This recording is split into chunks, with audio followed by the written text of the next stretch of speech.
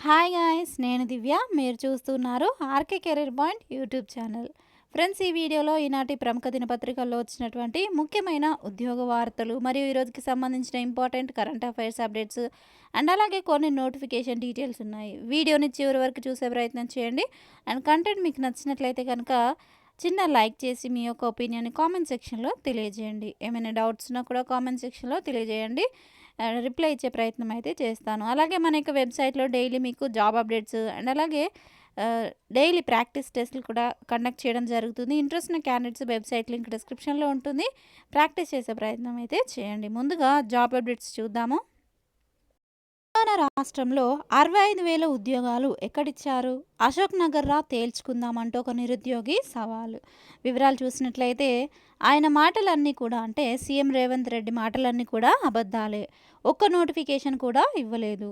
గెలిపించిన నిరుద్యోగులనే పట్టించుకోవట్లేదు. 30,000 ఉద్యోగాలు కేసీఆర్ ఇచ్చిండు అంటూ ఆ, సవాల్. వివరాలు చూసినట్లయితే కనుక సీఎం రేవంత్ రెడ్డిపై ఒక నిరుద్యోగి ఆగ్రహం వ్యక్తం చేశాడు. నిరుద్యోగుల ఓట్లతో అధికారంలోకి వచ్చినటువంటి కాంగ్రెస్ సర్కారు అదే నిరుద్యోగుల పట్ల మొసలి కన్నీరు కారుస్తోందని విమర్శించాడు. ఆదివారం ఒక సమావేశంలో సీఎం మాట్లాడుతూ తమ ప్రభుత్వము అధికారంలోకి వచ్చాక 65,000 ఉద్యోగాలు ఇచ్చామని అన్నారు.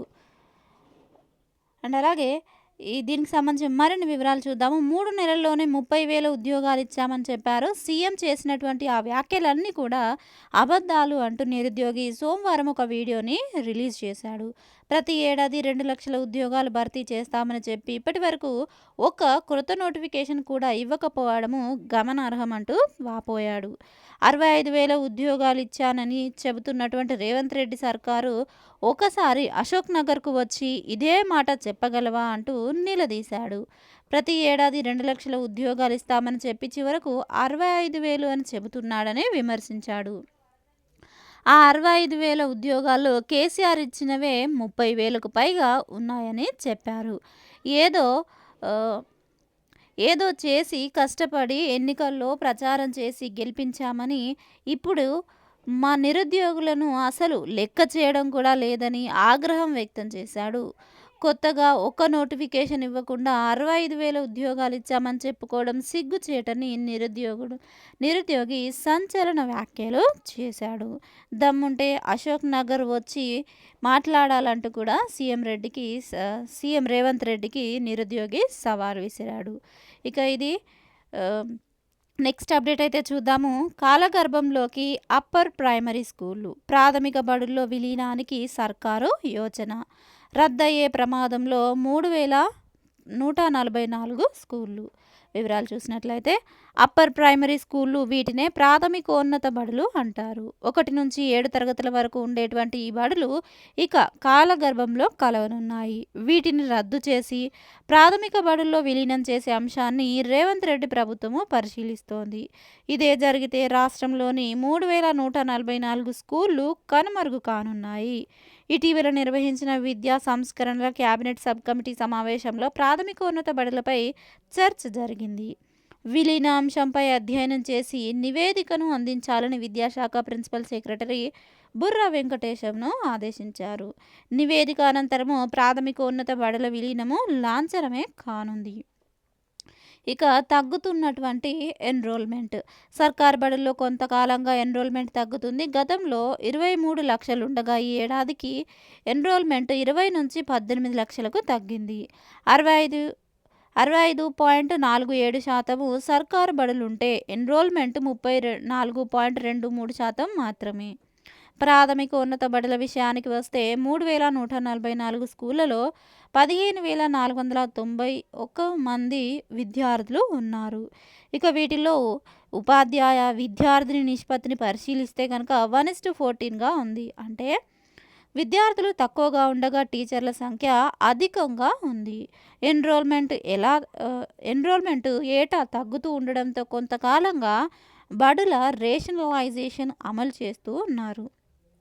ఇటీవల టీచర్ల బదిలీలోనూ అంతర్గతంగా బడుల రేషనలైజేషన్ను అమలు చేశారు. ఇక్కడ విద్యార్థుల సంఖ్య, ఆ యొక్క టీచర్ల సంఖ్యకు సంబంధించినటువంటి కంప్లీట్ డేటా మీరు ఇక్కడ స్క్రీన్ పైన చూడవచ్చు.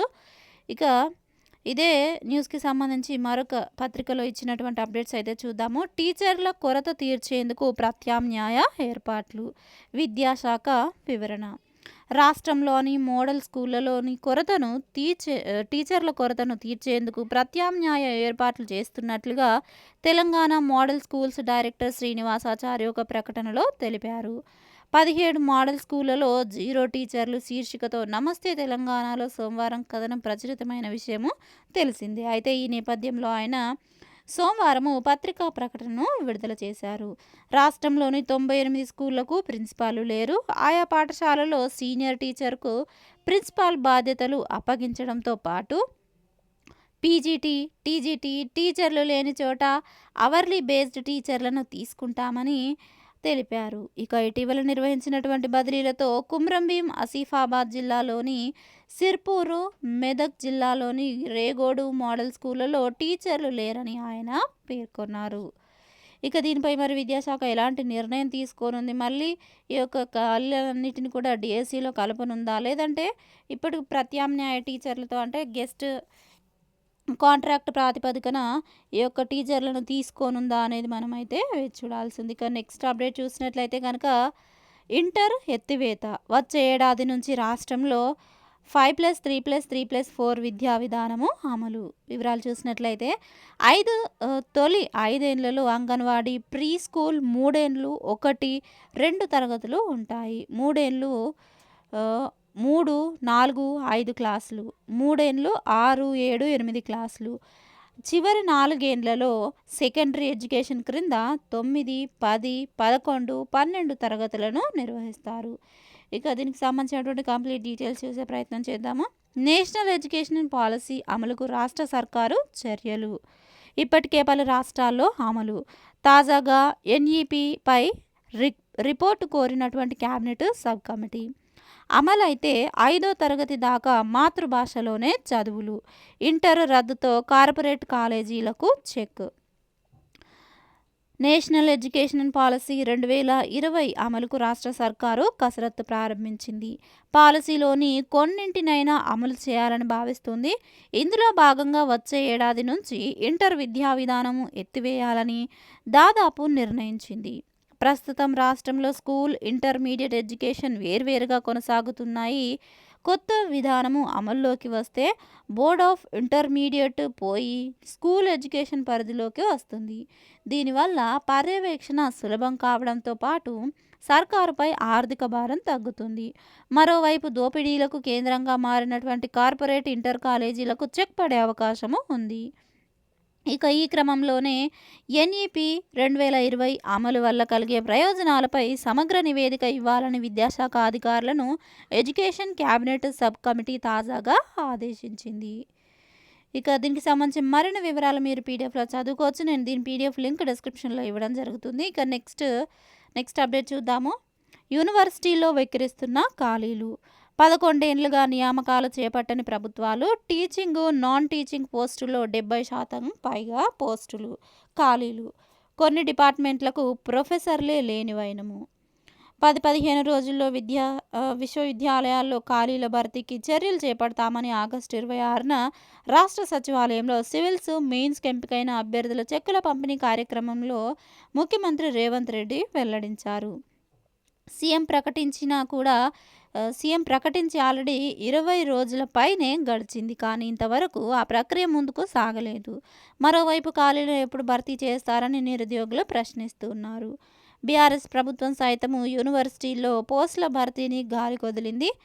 ఇక 11 నెలల్లో ఎలాంటి నియామకాలు చేపట్టకపోవడంతో ఆయా యూనివర్సిటీల్లో 70% పైగా ఖాళీలున్నాయి. ఇక పొట్టి శ్రీరాములు తెలుగు యూనివర్సిటీ, ఉస్మానియా యూనివర్సిటీతో పాటు మిగతా కొన్ని యూనివర్సిటీల్లోనూ కూడా భారీగా ఖాళీలు ఉన్నట్లుగా తెలుస్తోంది. ఇక్కడ దానికి సంబంధించి మరిన్ని వివరాలు అయితే ఉన్నాయి. ఒకసారి చదివే ప్రయత్నం చేయండి. నెక్స్ట్ అప్డేట్ చూద్దాము. అడవి బిడ్డల కోసము కంటైనర్ బడి. రాష్ట్రంలోనే తొలి పాఠశాల. ములుగు కలెక్టర్ దివాకర వినూత్న ఆలోచన. వివరాలు చూసినట్లయితే దట్టమైన అడవులకు నెలవైనటువంటి ములుగు ఏజెన్సీలో గుర్తుకోయలకు చదువు అందని ద్రాక్షగా మారింది. ములుగు జిల్లా కలెక్టర్ వారి జీవితాల్లో వెలుగులు నింపాలని నిర్ణయించుకొని కంటైనర్ పాఠశాలను ఏర్పాటు చేశారు. రాష్ట్రంలో తొలి కంటైనర్ పాఠశాలగా కన్నాయిగూడెం బడి రికార్డులకు ఎక్కబోతోంది. ములుగు జిల్లా కన్నాయిగూడెం మండలంలోని బంగారుపల్లి గుత్తికోయలు అటవీ ప్రాంతంలో నివాసం ఉంటున్న వారు అక్కడ శాశ్వత నిర్మాణాలకు అటవీ శాఖ అనుమతులు లేవు. ఆ, గుత్తికోయలు చిన్నపాటి గూడారాలు ఏర్పాటు చేసుకొని నివాసం ఉంటున్నారు. ఈ గుంపులోని పిల్లలు సౌకర్యవంతంగా లేని ఓ గుడిసెలో ఏర్పాటు చేసినటువంటి బడిలో చదువుకుంటున్నారు. వారికి ఒక ఉపాధ్యాయురాలు, ప్రధానోపాధ్యాయుడు విద్యాబుద్ధులు నేర్పుతున్నారు. ఈ క్రమంలో ములుగు జిల్లా కలెక్టర్ దివాకర అక్కడి పరిస్థితులు తెలుసుకొని ఆదివాసీ పిల్లల కోసము నూతనంగా పాఠశాలను నిర్మాణం చేయాలని ఆదేశాలు జారీ చేశారు. దానికి సంబంధించిన ఇమేజెస్ మీరు ఇక్కడ స్క్రీన్ పైన చూడవచ్చు. ఆ యొక్క కంటైనర్ పాఠశాలకు సంబంధించినటువంటి ఇమేజెస్. ఇక మరిన్ని వివరాలు మీరు పీడిఎఫ్లో చదువుకునే ప్రయత్నం చేయండి. నెక్స్ట్ ఈరోజుకి సంబంధించినటువంటి ముఖ్యమైన కరెంట్ అఫైర్స్ అప్డేట్స్ అయితే చూద్దాము. నేడు తెలంగాణ విమోచన దినోత్సవము. పరేడ్ గ్రౌండ్స్లో జెండా ఎగురవేయనున్నటువంటి కేంద్ర మంత్రి కిషన్ రెడ్డి. కేంద్ర సాంస్కృతిక శాఖ ఆధ్వర్యంలో కార్యక్రమాలు. వివరాల్లోకి వెళ్తే కేంద్ర ప్రభుత్వం ఆధ్వర్యంలో తెలంగాణ విమోచన దినోత్సవాన్ని వరుసగా 4వ ఏడాది పరేడ్ గ్రౌండ్స్లో అంగరంగ వైభవంగా జరపనున్నారు. ఈ మేరకు కేంద్ర సాంస్కృతిక శాఖ ఆధ్వర్యంలో ఏర్పాట్లు పూర్తి చేశారు. ఉదయం 7:30 గంటలకు కేంద్ర బొగ్గు గనుల శాఖ మంత్రి జి కిషన్ రెడ్డి జాతీయ జెండాను ఆవిష్కరించారు. కేంద్ర హోంశాఖ సహాయ మంత్రి బండి సంజయ్, ఎంపీలు, ఎమ్మెల్యేలు, ఇతర ప్రముఖులు కార్యక్రమానికి హాజరయ్యారు. తెలంగాణ విమోచన దినోత్సవానికి గుర్తుగా సాంస్కృతిక శాఖ ఆధ్వర్యంలో అనేక సాంస్కృతిక కార్యక్రమాలను ఈ వేదికపై ప్రదర్శించారు. ఇక దీనికి డేట్ గుర్తుంచుకోండి. ఈరోజు సెప్టెంబర్ 17 తెలంగాణ విమోచన దినోత్సవం. ఇంకా నెక్స్ట్ అప్డేట్ చూద్దాము. సెప్టెంబర్ 17న ప్రజాపాలన దినోత్సవం అధికారికంగా నిర్వహించాలని ఉత్తర్వులు.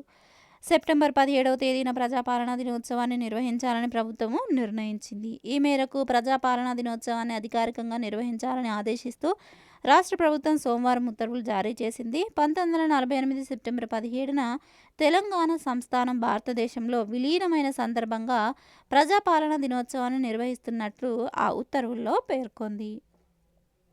ఇక నెక్స్ట్ కరెంట్ అఫైర్స్ చూద్దాము. లైఫ్ సైన్సెస్లో గ్లోబల్ లీడర్గా తెలంగాణ. వివరాలు చూద్దాము. ఐటీ పరిశ్రమల శాఖ మంత్రి శ్రీధర్ బాబు. జీనోమ్ వ్యాలీలో పలు పరిశ్రమలు ప్రారంభము. లైఫ్ సైన్సెస్ రంగంలో తెలంగాణ గ్లోబల్ లీడర్గా ఎదుగుతూ ఉండడము ఎంతో గర్వంగా ఉందని ఐటీ పరిశ్రమల శాఖ మంత్రి దుద్దిల్ల శ్రీధర్ బాబు తెలిపారు. జీనోమ్ వ్యాలీలో 3,000 కోట్ల పెట్టుబడులతో ఏర్పాటైనటువంటి లారస్ ల్యాబొరేటరీస్ 3GV బయోపోలిస్ కంపెనీలను సోమవారము ప్రారంభించారు. ఈ సందర్భంగా మంత్రి శ్రీధర్ బాబు జీనోమ్ వ్యాలీ అభివృద్ధి విస్తరణపై 30 పరిశ్రమల యాజమాన్యాలతో సమావేశమయ్యారు. ఇక నెక్స్ట్ కరెంట్ అఫైర్స్ చూద్దాము. కేరళలో నిఫా వైరస్ కలకలము. అక్కడ మళ్ళీ మాస్కులు తప్పనిసరి. కేరళలో నిఫా వైరస్ కలకలం సృష్టిస్తోంది. మరణాలు సైతం చోటు చేసుకుంటున్నాయి. వైరస్ వ్యాప్తిని నియంత్రించేందుకు అధికారులు చర్యలు చేపట్టారు. మలప్పురం జిల్లాలో మళ్ళీ మాస్కులను తప్పనిసరి చేశారు. నిఫా వైరస్తో అక్కడ 23 ఏళ్ల వ్యక్తి గత సోమవారము పెరింతల్మన్నలోని ఓ ప్రైవేట్ ఆసుపత్రిలో చికిత్స పొందుతూ మృతి చెందాడు. పూణేలోని వైరాలజీ ల్యాబ్కు నమూనాలు పంపగా నిఫా పాజిటివ్గా నిర్ధారణ అయ్యిందని ఆరోగ్య శాఖ మంత్రి వీణా జార్జి వెల్లడించారు. ఈ నేపథ్యంలో పరిసర ప్రాంతాల్లో నిఫా వైరస్ ప్రోటోకాల్ ప్రకారము కఠిన నిబంధనలను అధికారులు అమలు చేస్తున్నారు. తిరువలి పంచాయతీ పరిధిలోని 4 వార్డుల్లో సినిమా థియేటర్లు, విద్యా సంస్థలను మూసివేయాల్సిందిగా ఆదేశించారు. ఇక నెక్స్ట్ కరెంట్ అఫైర్స్ చూద్దాము. చైనాను వణికిస్తున్న బెబింకా. 75 ఏళ్లలో ఇదే తొలిసారి. 75 ఏళ్లలో తొలిసారిగా చైనా ఆర్థిక నగరము షాంఘైను అత్యంత బలమైనటువంటి బెబింకా తుఫాను సోమవారం ఉదయం అతలాకుతలం చేసింది. దీంతో ఆ దేశం వణికిపోతోంది. ఈ టైఫూన్ సెకనుకు 42 మీటర్ల వేగంతో షాంఘైను తాకిందని అక్కడి సెంట్రల్ వాతావరణ పరిశీలన కేంద్రము తెలిపింది. దీంతో ప్రజాజీవనము అస్తవ్యస్తంగా మారింది. ఆదివారం రాత్రి నుంచి అక్కడి 2 విమానాశ్రయాల నుంచి రాకపోకలు సాగించాల్సినటువంటి వందల విమానాలు రద్దయ్యాయి. పలు రైళ్లను నిలిపివేస్తున్నట్లుగా అధికారులు ప్రకటించారు. నెక్స్ట్ కరెంట్ అఫైర్స్ చూద్దాము. జీవము మరణం లేని 3వ దశ. జీవి మరణించినా కూడా ప్రాణంతోనే కణాలు. బయోలాజికల్ రోబోల్లో వినియోగము. వివరాల్లోకి వెళ్తే ఏ ప్రాణికైనా జీవము మరణం అనేటువంటి 2 దశలే ఉంటాయనేది గతంలో నా అభిప్రాయము. అయితే జీవి మరణించిన కొన్ని అవయవాలు మాత్రము పనిచేస్తూనే ఉంటాయని అవయవ మార్పిడి ద్వారా నిరూపితమైంది. ఇప్పుడు పరిశోధకులు సరికొత్త విషయాన్ని గుర్తించారు. జీవి మరణించిన దానిలోని కొన్ని కణాలు మాత్రము కొంతకాలం బతికే ఉంటాయని వెల్లడించారు. జీవము మరణానికి ఇది భిన్నమైన మూడవ దశ అని తెలిపారు. ఇందుకు సంబంధించిన జరిపినటువంటి అధ్యయన వివరాలు ఫిజియాలజీ జర్నల్లో ప్రచురితమయ్యాయి. సింథటిక్ బయాలజీ రంగంలో సరికొత్త మార్పులు తెస్తున్నటువంటి బయోలాజికల్ రోబోల్లో ఈ కణాలను వినియోగించే అవకాశం ఉందని పరిశోధకులు తెలిపారు. ఇక నెక్స్ట్ కరెంట్ అఫైర్స్ చూద్దాము. అంతరిక్ష ధూళితోనే జీవము ఆవిర్భావము, శాస్త్రవేత్తల కొత్త సిద్ధాంతము. భూమిపై జీవం ఆవిర్భావానికి సంబంధించి శాస్త్రవేత్తలు కొత్త సిద్ధాంతాన్ని తెరపైకి తెచ్చారు. గ్రహ శకలాలు ఒకదానితో ఒకటి ఢీకొట్టినప్పుడు ఏర్పడ్డ అంతరిక్ష ధూళి కారణంగానే భూమిపై జీవం ఉద్భవించిందని తెలిపారు. ఈ అధ్యయన వివరాలు నేచర్ ఆస్ట్రానమీ జర్నల్లో ప్రచురితమయ్యాయి. భూమిపై జీవం ఎలా ఆవిర్భవించింది అనేటువంటి అంశంపై ఇప్పటి వరకు అనేక సిద్ధాంతాలు తెరపైకి వచ్చాయి. ఫ్రీ బయోటిక్ కెమిస్ట్రీ ద్వారా ఏర్పడ్డ రసాయన సమ్మేళనాల ఫలితంగా జీవం మొదలైందనే సిద్ధాంతం ఇప్పటివరకు ప్రాచుర్యంలో ఉంది. అయితే ఈ ప్రక్రియకు అవసరమైన భాస్వరము, సల్ఫరు, నత్రజని, కర్బనం వంటి మూలకాలు భూమిపై ఉన్న శిలల్లో ప్రతిక్రియాశీల కరిగే రూపంలో సరిపడేంత లేవని ఈ అధ్యయనంలో శాస్త్రవేత్తలు పేర్కొన్నారు. కాబట్టి ఫ్రీ బయోటిక్ కెమిస్ట్రీ పద్ధతిలో జీవం ఏర్పడి ఉండకపోవచ్చు అని ఈ యొక్క విశ్లేషణలో తెలియజేశారు. ఇంకా నెక్స్ట్ కరెంట్ అఫైర్స్ చూద్దాము. 6Gతో 30 నిమిషాల్లో ఫోన్ ఛార్జింగ్. వివరాలు చూసినట్లయితే మరింత సమర్థ బ్యాటరీలు అవసరము అభిప్రాయపడుతున్నటువంటి శాస్త్రవేత్తలు. 2030లో 6G అందుబాటులోకి, 5G కంటే 100 రెట్లు అధిక వేగము, సెకనుకు 1 టెరాబైట్ల డేటా బదిలీ. వివరాల్లోకి వెళ్తే కమ్యూనికేషన్ల రంగంలో ఇప్పటికే ఎంతో పురోగతి సాధించినటువంటి ప్రపంచ దేశాలు తదుపరి తరము 6G వైర్లెస్ కమ్యూనికేషన్ టెక్నాలజీని అందుబాటులోకి తీసుకొచ్చేందుకు సిద్ధమవుతున్నాయి. కానీ మనలో చాలామంది మొబైల్ ఫోన్లలో ఎన్నటికీ ఈ టెక్నాలజీని ఉపయోగించకపోవచ్చని షెఫీల్డ్ యూనివర్సిటీకి చెందినటువంటి రేడియో ఇంజనీరింగ్ నిపుణుడు ఎడ్డీ బాల్ చెబుతూ ఉన్నారు. 2030 నాటికి లేదా కాస్త అటు ఇటుగా 6G నెట్వర్క్ అందుబాటులోకి రావచ్చని, ఈ నూతన సాంకేతికతతో డౌన్లోడ్ల వేగము విపరీతంగా పెరుగుతుందని పేర్కొన్నారు. నెక్స్ట్ కరెంట్ అఫైర్స్ చూద్దాము. జీనోమ్ వ్యాలీలో లారస్ పరిశోధన కేంద్రము 250 కోట్లతో ఏర్పాటు చేసినటువంటి సంస్థ. ఇంతకుముందు చూసినటువంటి కరెంట్ అఫైర్స్ ఇవి. రాష్ట్రానికి చెందినటువంటి ప్రముఖ ఔషధ సంస్థ లారస్ ల్యాబ్స్ లిమిటెడ్ జీనోమ్ వ్యాలీలో నూతన పరిశోధన అభివృద్ధి కేంద్రాన్ని ప్రారంభించింది. షామీర్పేట్లోని ఐకేసీ నాలెడ్జ్ పార్క్లో 250 కోట్లతో ఏర్పాటు చేసినటువంటి ఈ సెంటర్ను 800 మందికి ఉపాధి అవకాశాలు లభిస్తున్నాయి. 2 లక్షల చదరపు అడుగుల విస్తీర్ణంలో ఏర్పాటు చేసినటువంటి ఈ యూనిట్ను రాష్ట్ర ఐటీ మంత్రి దుద్దిళ్ల శ్రీధర్ బాబు సోమవారము ప్రారంభించారు. ఈ సందర్భంగా Laurus labs founder, CEO Satyanarayana Chhaava మాట్లాడుతూ ఈ నూతన R&D సెంటర్ను కలుపుకొని మొత్తంగా 5 పరిశోధన కేంద్రాలను ఏర్పాటు చేసినట్లు అవుతుందని, ఈ సెంటర్తో మరిన్ని ఔషధాలపై దృష్టి సారించడానికి వీలు పడనున్నది అని తెలిపారు. ఇక నెక్స్ట్ కరెంట్ అఫైర్స్ చూద్దాము. వందే భారత్ రైలు ప్రారంభమైంది. నాగ్పూర్ నుంచి సికింద్రాబాద్కు నడపనున్నటువంటి వందే భారత్ రైలును రామగుండం రైల్వే స్టేషన్లో సోమవారం రాత్రి పెద్దపల్లి లోక్సభ సభ్యులు వంశీకృష్ణ జెండా ఊపి ప్రారంభించారు. నాగ్పూర్లో వర్చువల్గా ప్రధాని మోదీ ప్రారంభించగా రాత్రి 9 గంటలకు రామగుండం చేరుకోవడంతో లాంఛనంగా ప్రారంభించారు. నాగ్పూర్ నుంచి బయలుదేరినటువంటి వందే భారత్ ఎక్స్ప్రెస్ చంద్రపూర్, బల్లార్షా మీదుగా రామగుండము చేరుకుంది. ఇక్కడి నుంచి కాజీపేట మీదుగా సికింద్రాబాద్కు చేరుకుంటుంది. ఇక ఈరోజు ఇచ్చినటువంటి న్యూస్ పేపర్స్‌లో నమస్తే తెలంగాణలోని నిపుణలో రీసెంట్ కరెంట్ అఫైర్స్‌కి సంబంధించి మంచి థియరీ ఆర్టికల్‌ని అయితే పబ్లిష్ చేశారు. ఇంట్రెస్ట్ ఉన్న క్యాండిడేట్స్ ఒకసారి చదవండి. అలాగే ఇదే నమస్తే తెలంగాణలోని నిపుణలో పోటీ పరీక్షలకు ఉపయోగపడే విధంగా హిస్టరీకి సంబంధించినటువంటి బిడ్ బ్యాంక్ అయితే ప్రొవైడ్ చేశారు. నిజామ్స్‌కి సంబంధించినటువంటి బిడ్ బ్యాంకు. దీనికి సంబంధించిన కీ కూడా ఇక్కడ ఉంది. ఇంట్రెస్ట్ ఉన్న క్యాండిడేట్స్ చదువుకోండి. అండ్ అలాగే ప్రతిభలో ఈనాడులోని ప్రతిభ న్యూస్ పేపర్‌లో జాగ్రఫీకి సంబంధించినటువంటి థియరీ ఆర్టికల్ ఇచ్చారు. అలాగే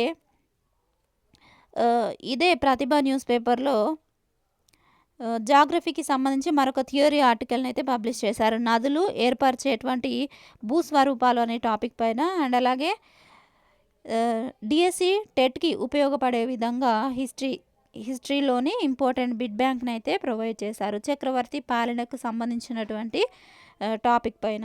దీనికి సంబంధించిన కీ కూడా ఇక్కడ మీరు చూడవచ్చు. సో ఫ్రెండ్స్, చూసారు కదా, ఇది ఈ రోజుకి సంబంధించిన ముఖ్యమైన ఉద్యోగ వార్తలు మరియు కరెంట్ అఫైర్స్ అప్డేట్స్. ఈ వివరాలు మీకు నచ్చినట్లయితే తప్పకుండా వీడియోని ఒక చిన్న లైక్ చేయండి. మీ ఫ్రెండ్స్కి షేర్ చేసి మన ఛానల్ సబ్స్క్రైబ్ చేసుకొని డైలీ ఫాలో అవుతూ ఉండండి. Thank you friends. Thanks for watching this video. Have a nice day. Bye.